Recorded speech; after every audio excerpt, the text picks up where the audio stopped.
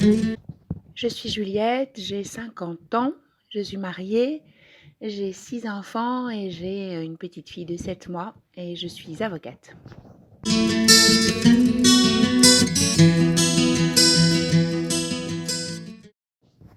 Moi, Marie, je l'envisage toujours comme la mère de l'Église, en fait. Je pense à elle qui devient pour nous la mère de ce corps que nous formons lorsque Jésus nous confie à elle sur la croix. Et donc j'aime spécialement toutes les représentations de Marie qui enveloppe la multitude de ses enfants dans son grand manteau.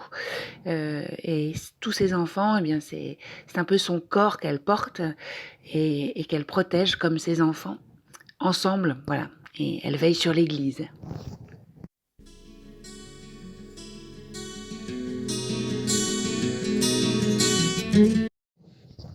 Dans ma vie de foi, Marie, j'ai mis beaucoup de temps à discuter avec Marie. Je pense qu'en fait, elle me donnait des complexes par sa perfection, sa pureté, son côté très diaphane quand on la représente, en tout cas, généralement, ce que je ne suis pas du tout. Donc en fait, j'avais tellement de mal à me retrouver en Marie et à pouvoir considérer qu'elle était ma mère, puisque nous étions si différents, que longtemps, j'ai eu du mal à avoir des relations avec Marie.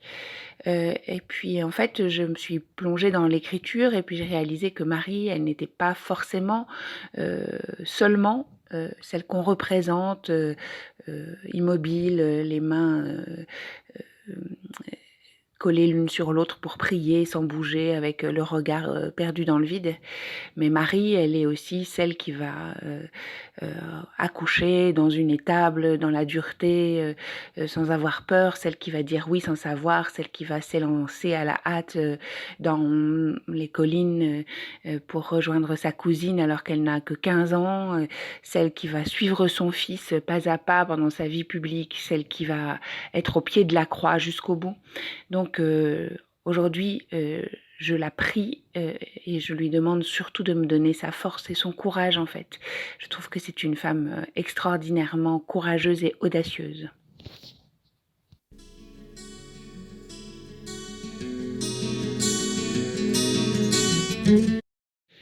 C'est dur de choisir une histoire avec Marie. J'en ai plein. Je suis allée à Lourdes comme beaucoup. C'était un temps magnifique. Dans la prière, maintenant, il y a des moments d'intimité avec Marie. Mais peut-être l'histoire un peu drôle que je peux raconter, c'est qu'un jour j'étais de très mauvaise humeur et fâchée, en colère dans une église où j'allais prier et j'arrivais pas à prier tellement la colère m'envahissait. Donc j'ai décidé de faire des 100 pas dans cette église et j'avais les bras croisés sur ma poitrine et je me suis trouvée d'un seul coup face à face avec une statue de la Vierge Marie qui avait les bras croisés sur sa poitrine et un air déterminé, comme on la voit rarement représentée. Et cette Marie-là, elle écrasait de son pied le serpent. Alors ça m'a fait rire parce qu'elle était exactement dans la position dans laquelle moi j'étais. Elle avait l'air aussi déterminée que je l'étais à ce moment. Mais elle écrasait le serpent et elle m'a dit, en quelque sorte, mais ne t'énerve pas. Voilà, le mal est déjà terrassé, ne l'oublie jamais. Et donc Marie, c'est aussi cette femme de l'Apocalypse qui écrase le serpent et qui nous préserve du mal.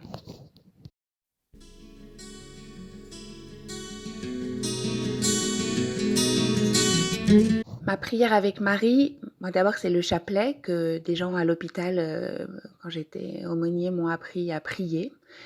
Voilà, ça c'est une source de paix dans ma vie chaque jour. Et sinon la prière de Marie que je préfère et que je médite, c'est le Magnificat. Mon âme exalte le Seigneur, exulte mon esprit en Dieu mon Sauveur. Il s'est penché sur son humble servante, désormais tous les âges me diront bienheureuse. Le Puissant fit pour moi des merveilles, saint est son nom. Son amour s'étend d'âge en âge sur ceux qui le craignent. Déployant la force de son bras, il disperse les superbes. Il renverse les puissants de leur trône. Il élève les humbles. Il comble de bien les affamés, renvoie les riches les mains vides. Il relève Israël, son serviteur. Il se souvient de son amour, de la promesse faite à nos pères en faveur d'Abraham et de Saras, à jamais. Gloire au Père, au Fils et au Saint-Esprit, pour les siècles des siècles. Amen.